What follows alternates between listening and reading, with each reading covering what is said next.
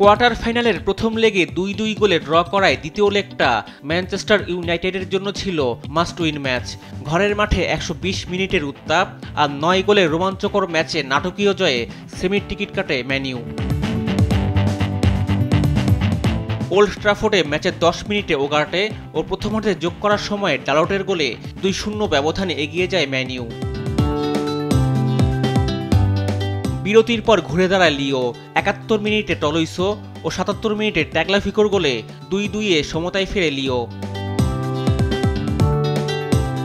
৮৯ মিনিটে বিপদে পড়ে লিও। টলইসো লাল কার্ড দেখলে ১০ জনের দলে পরিণত হয় তারা। নির্ধারিত সময়ের খেলা ২-২ গোলে সমতায় থাকায় ম্যাচ গড়ায় অতিরিক্ত সময়ে।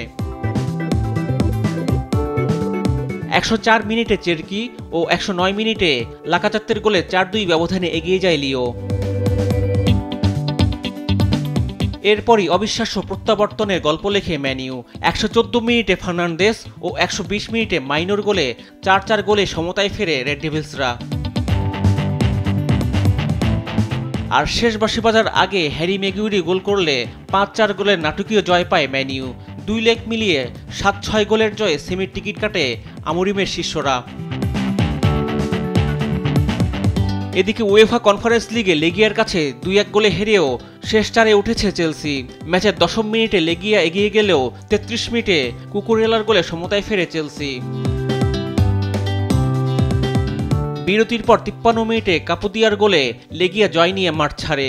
২ লেগ মিলে জয়ে সমতায় থাকলেও গোল ব্যবধানে ৪-২ গোলে এগিয়ে থেকে শেষ চারে ওঠে চেলসি। রিফাত আঞ্জুম, দেশ টিভি, স্পোর্টস ডেস্ক।